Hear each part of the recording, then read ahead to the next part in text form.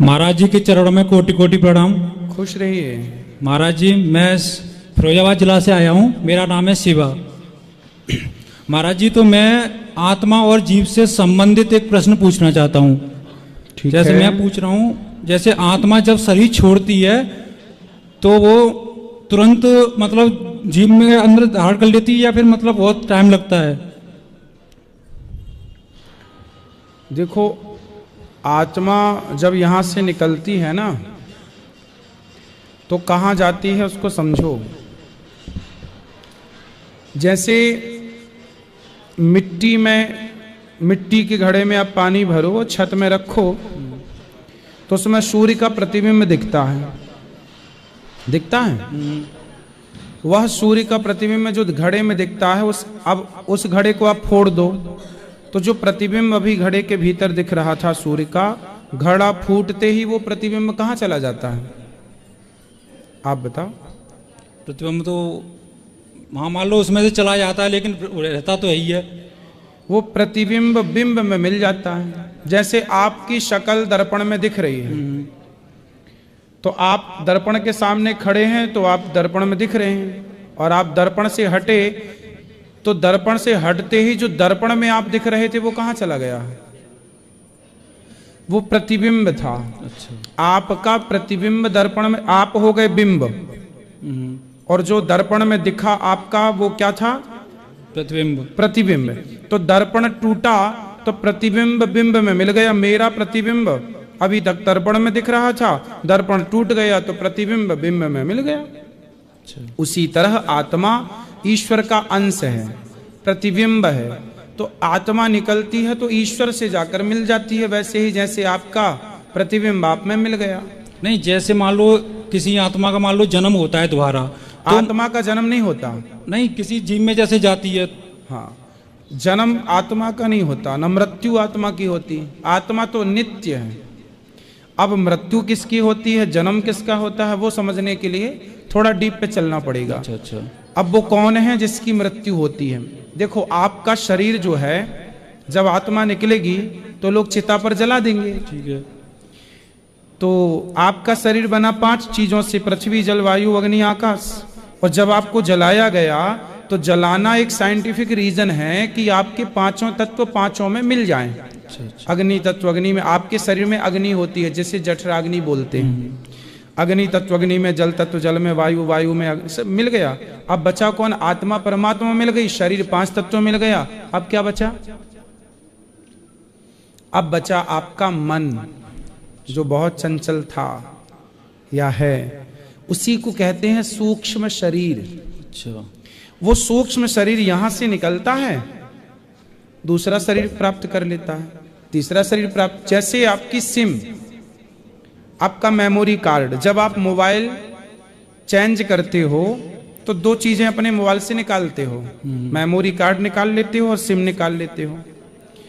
दूसरे मोबाइल पर डालेंगे तो पूरा डेटा वही का वही उसमें आ जाता है। हाँ या ना?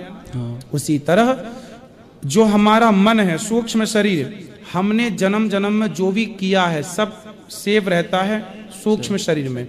आप जो भी शरीर प्राप्त करेंगे, कुत्ते का, बिल्ली का या मनुष्य का, वो सूक्ष्म शरीर उसमें चला जाएगा। उससे निकला उसमें चला गया, उससे निकला। ये योनियां है, चलता रहेगा चक्कर तब तक जब तक भगवान की शरण में नहीं जाओगे तब तक। और भगवान की शरण में केवल मनुष्य ही जा सकता है। तो आप मनुष्य हो कि भगवान की शरण में जाओ और जन्म मृत्यु से मुक्त हो जाओ, इसलिए मानव का शरीर मिला है। ठीक है? क्या समझ में आया आपको? नहीं, समझ में तो आया। मैं मतलब ये पूछ रहा हूँ, जैसे शरीर, जैसे सूक्ष्म शरीर है जो मतलब दूसरे में शरीर में गया, तो मतलब वो जैसे शरीर जब जन्म लेता है तो वो तुरंत मतलब जन्म मतलब उसमें जाती है आत्मा? या तुरंत नहीं, पहले जाएगा, हिसाब किताब होगा। अच्छा। क्या पाप किया है, क्या पुण्य किया है, उस पाप और पुण्य के अकॉर्डिंग कि आप अब कहाँ जाने के अधिकारी हैं। अच्छा। तब आपको वहां भेजा जाएगा। आप कुत्ता बनने के लायक हैं कि सुअर बनने के लायक हैं कि मनुष्य बनने के लायक हैं कि देवता बनने के लायक हैं, वो पाप आपके कर्मों का हिसाब होगा। भाई, आपने आज एग्जाम दिया 10वीं क्लास का, तो आज ही थोड़ी परिणाम आएगा, रिजल्ट आएगा। हाँ, वही तो कॉपी जचेगी, क्या लिखा क्या नहीं लिखा। उसी प्रकार जो आपने अच्छा बुरा किया है पहले वो जचेगा। यमराज जी देखेंगे क्या सही किया, क्या गलत किया, उस गलत सही का हिसाब करके आपको अगला शरीर तय ठीक किया है। जाएगा। धन्यवाद महाराज जी, प्रणाम। गुरुजी के चरणों में कोटि कोटि प्रणाम। खुश रहिए। मैं संध्या पांडे कटनी से। मेरा प्रश्न ये है कि आपने कभी साईं बाबा को ये बोला है कि वो भगवान नहीं है? आपने क्या बोला? साईं बाबा भगवान नहीं है। साईं बाबा भगवान नहीं है जी।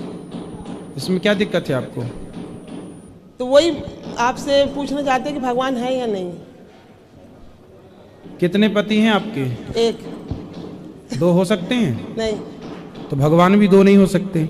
हाँ जी। भगवान तो एक ही है, श्रीमन नारायण राम कृष्ण। हाँ जब आपके पति 2 नहीं हो सकते जी। तो भगवान भी 2 नहीं हो सकते। नहीं, धीरेन्द्र शास्त्री जी ने भी बोला था तो मैंने उनके पास गई नहीं। मैंने बोली कि वो सबसे बड़े दुश्मन है, क्योंकि मेरे इष्ट को उन्होंने बोला भगवान नहीं है। तो वो 2 बार मेरे सपने में आए, खुद घर में। कौन? धीरेन्द्र शास्त्री जी जी। 2 बार सपने में आए, वहाँ हाथ जोड़े, मतलब जहाँ मंदिर है बाबा जी का, और मुझे दिखे। तो प्रश्न आपसे भी करना था, कई लोग बोल रहे थे कि आप भी ऐसा बोलते हैं। तो भगवान है मेरी माँ। सबको भगवान कैसे बोला जा सकता है? सब भगवान हो जाएंगे? नहीं, साईं बाबा भगवान है कि नहीं, मेरा प्रश्न ये है। नहीं है। संत के रूप में प्रणाम हो सकता है, संत के रूप में स्वीकार हो सकते हैं। कोई बाबा भगवान नहीं हो सकता। भगवान केवल श्रीमन नारायण है। वो तो है, पर वही राम है, वही कृष्ण है। उनको ब्रह्मा विष्णु रूप में देखा गया, रामकृष्ण के रूप में देखा गया। हाँ। साक्षात। हाँ सही। उन्हें साक्षात्कार किया है कि मैं ही कृष्ण हूँ, मैं ही राम हूँ। कौन? साईं बाबा ने। अब देखो, कहने को तो कोई कुछ भी कह दे और आप मान लो। तो देखो, आपके मान लेने से, आप पीतल को सोना मान लो तो आपके मान लेने से पीतल सोना हो जाएगा? नहीं, उनने तो साक्षात्कार किया है ना। आपने देखा था? नहीं, मतलब साईं सच्चरित में दिया है और हर चीज में मतलब है कि भगवान। तो साईं सच्चरित्र में तो ये भी दिया है कि वो मुसलमान थे। नहीं, मुसलमान का तो नहीं दिया है।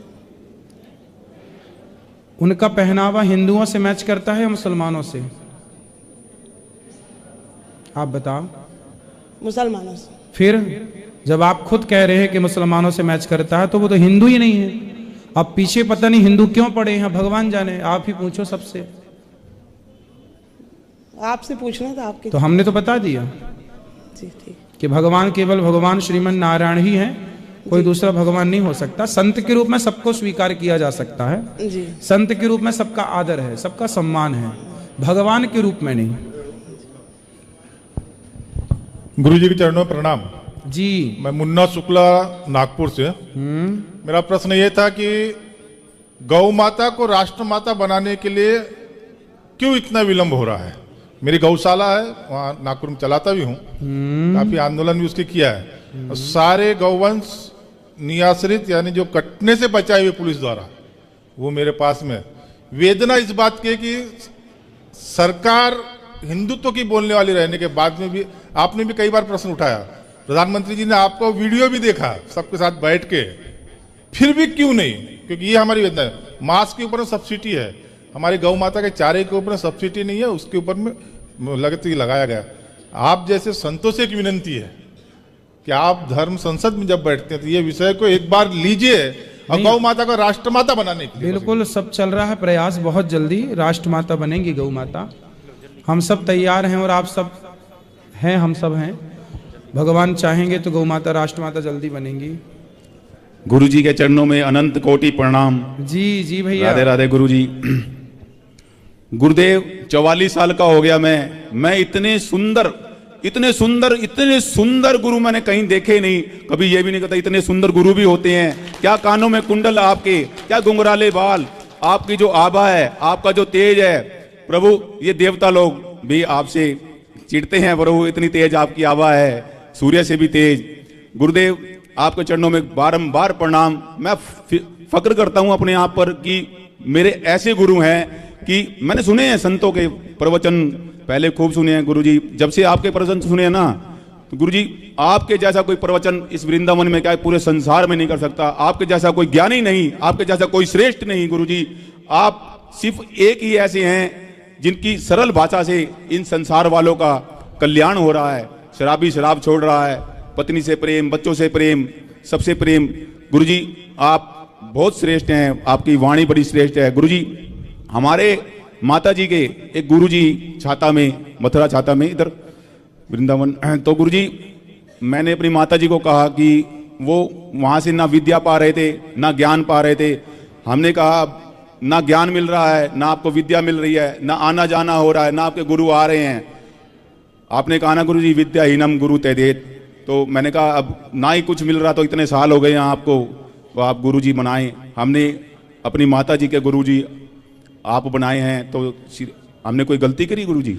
ठीक है, ज्ञान प्राप्त आप कर रहे हैं, भक्ति में डूबे हैं, अच्छी बात। गुरुजी आपकी कृपा से इतने श्रेष्ठ भक्त हो गए हैं, हम आप अपनी बड़ाई खुद नहीं कर रहे गुरुजी, हम तो ये कह रहे हैं कि आपने जो ज्ञान दिया है ना इस दास को।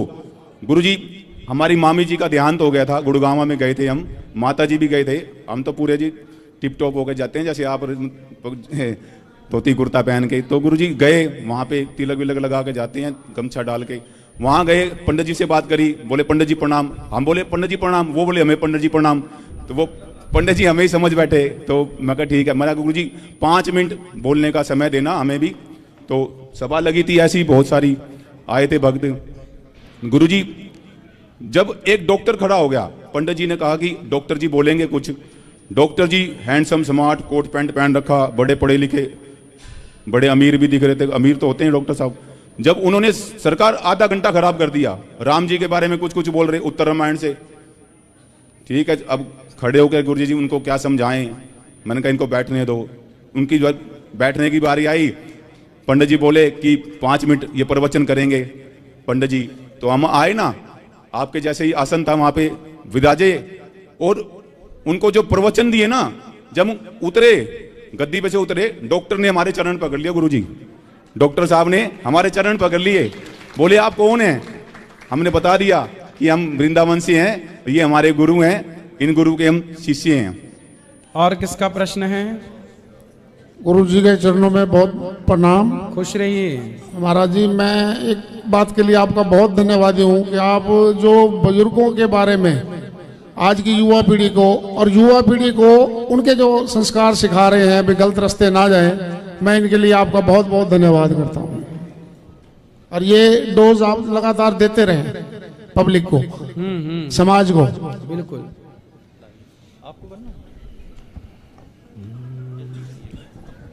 जय श्री राम गुरुजी। जय श्री राम। गुरुजी मैं श्री गुरु गोबिंद सिंह जी की पावन धरा श्री मुक्तसर साहिब पंजाब से आया हूँ। अच्छा गुरुजी, हम आपके बहुत दास हैं। आपकी ही कथा हर समय सभी चैनल टीवी पर चलती रहती है। सब भक्तजन आपसे, हमारे मुक्तसर वासी बहुत प्रसन्न हैं। गुरुजी मेरा क्वेश्चन ये था कि सूर्य भगवान और चंद्रदेव को ग्रहण क्यों लगता है? 2 कारण हैं। वैज्ञानिक कारण तो ये है कि ये पृथ्वी की परछाई है। ठीक है, ये वैज्ञानिक कारण है। दूसरा कारण है कि सूर्य और चंद्रमा के बीच में जब राहु आया और वो अमृत पीने लगा, समुद्र मंथन के बाद की ये घटना है। तो चंद्रमा और सूर्य ने ही भगवान को इशारा करके बताया कि ये राहु है। तब भगवान ने सिर काट दिया, तो वो राहु और केतु हो गए, क्योंकि अमृत तो पी ही चुके थे। तो उन्होंने बोला कि भाई आपने हमें मरवाया है, तो हम भी तुम्हें हानि पहुंचाएंगे। तो वही राहु केतु चंद्रमा और सूर्य पर अटैक करते हैं। तो वो अटैक करने के दिन को वो चंद्र ग्रहण, और सूर्य जब चंद्रमा पर अटैक होता है तो चंद्र ग्रहण, सूर्य पर अटैक होता है तो सूर्य ग्रहण। ये आध्यात्मिक कारण है और वैज्ञानिक कारण है कि पृथ्वी की परछाई है। ठीक है जी गुरुजी। गुरुजी एक रिक्वेस्ट और थी आपसे। आप ना कथा के दौरान ना सिर्फ एक टाइम कहीं भी बीच में एक बार वो सुना दिया करे, गोविंद सहारा में तेरा है, गोपाल सहारा तेरा है। आप कथा के समय पहले बहुत सुनाते थे, अब एक बार भी नहीं सुनाते। ये हमारी विनती है आपसे। जय जय श्री सिया राम। जय जय सिया राम।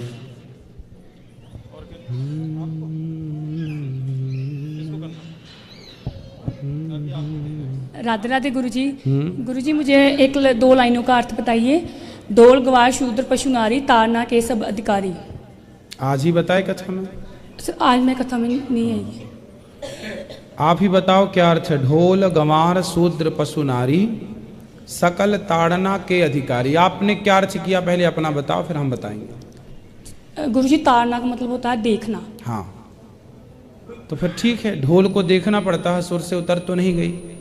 गंवार आदमी को भी देखना पड़ता है, देखते रहो गलत तो नहीं कर रहा। ढोल गंवार शूद्र, शूद्र मतलब कार्यकर्ता। जो भी आप फैक्ट्री है आपकी और 10-20 लोग काम कर रहे हैं, 100-200, उनको देखना पड़ता है कि ठीक से काम कर रहे हैं कि नहीं। पशु गैया को बकरी को देखना पड़ता है, किसान के खेत में तो नहीं घुस गई, फसल तो नहीं खा रही है। और नारी को देखते रहना पड़ता है, जैसे बाप बेटी को देखता है, शादी होने के बाद पति पत्नी को देखता है, और बूढ़े होने के बाद यदि पति ना हो तो बेटा अपनी माँ को देखता है। अर्थात नारी किसी न किसी पुरुष के संरक्षण में होती है, या पिता का सहारा चाहिए, या पति का सहारा चाहिए, या पुत्र का सहारा। स्त्री को सहारे की जरूरत पड़ती है। तो ईश्वर तुलसीदास जी कह रहे हैं इन्हें देखते रहो। ढोल गंवार शूद्र पशु नारी सकल ताड़ना। ताड़ना मतलब देखना, ना कि मारना। तो वहां देखना है, ना कि मारना है। राधे राधे गुरुजी। देखते जी जी। सदगुरुदेव भगवान के श्री चरणों में दास का बारंबार दंडवत प्रणाम। खुश रहिए।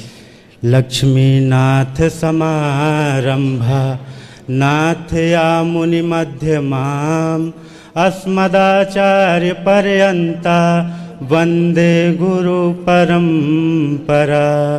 गुरुर्ब्रह्मा गुरुर्विष्णु गुरुर्देवो महेश्वराय।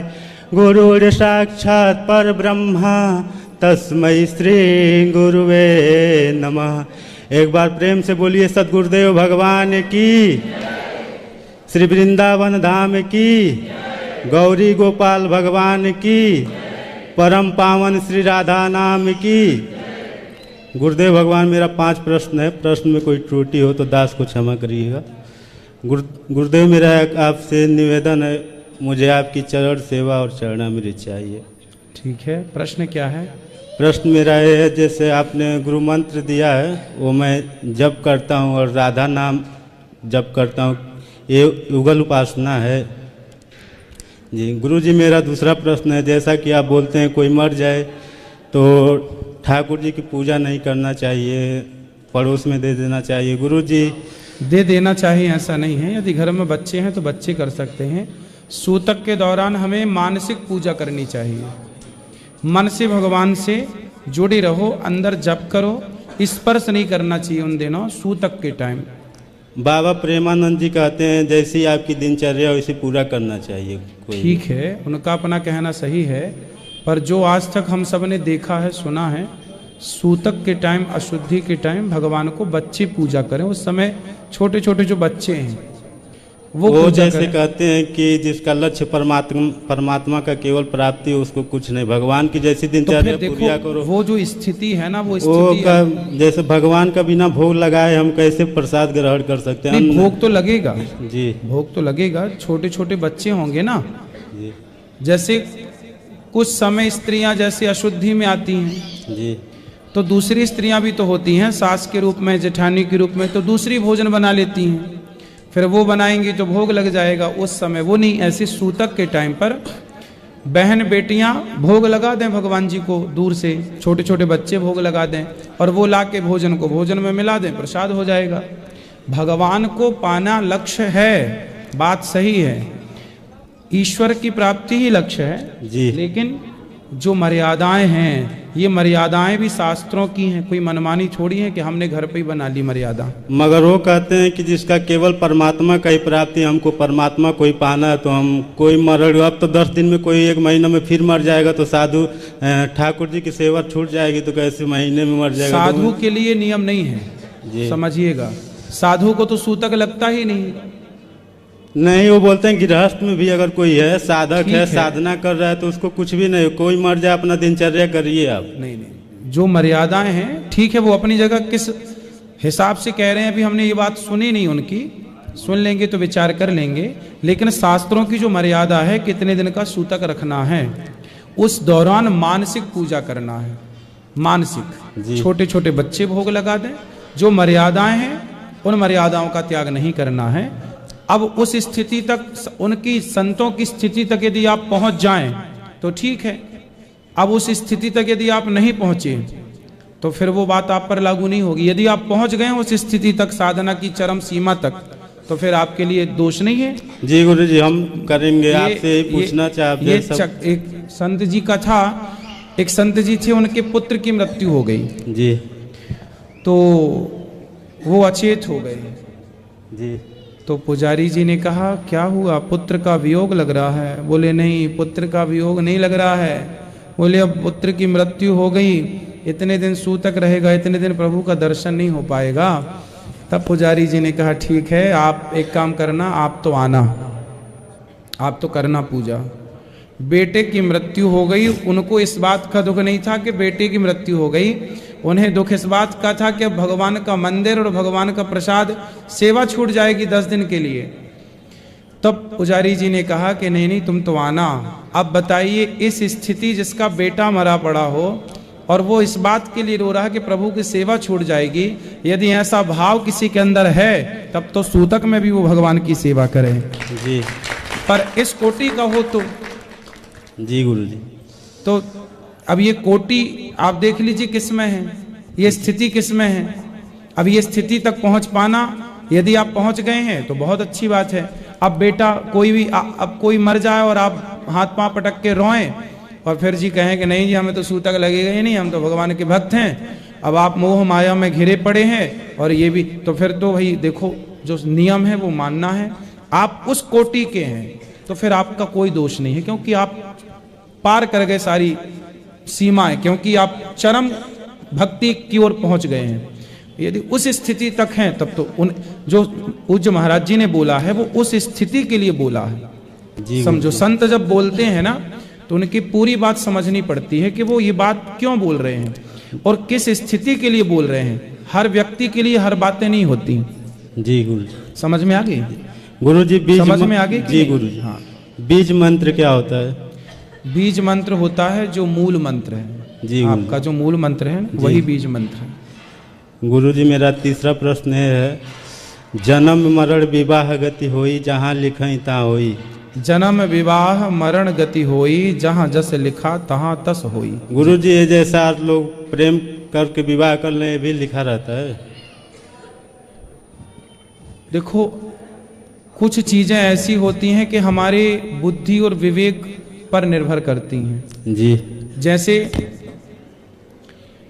भगवान ने आपको बुद्धि देकर स्वतंत्र कर दिया है जी। जैसे गाड़ी है तो गाड़ी में, गाड़ी बनाने वाली कंपनी ने ब्रेक और एक्सीलेटर दोनों बनाए हैं जी गुरु जी। अब ये आपको डिसाइड करना पड़ता है कि कहाँ एक्सीलेटर की जरूरत है और कहाँ ब्रेक की जरूरत है जी गुरु। तो वो आप अपनी बुद्धि से दबाते रहते हैं।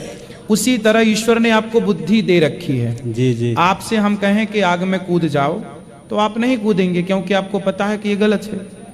तो आपको ये तो पता है कि आपके लिए क्या सही है और क्या गलत है, तो आप अपने विवेक से कुछ निर्णय लेते हैं, उसमें ईश्वर का कोई दोष नहीं होता, किसी का कोई दोष नहीं होता। आपको ईश्वर ने निर्णय लेने के लिए स्वतंत्र कर रखा है, वो आप ही जिम्मेदार होंगे जो निर्णय लेंगे।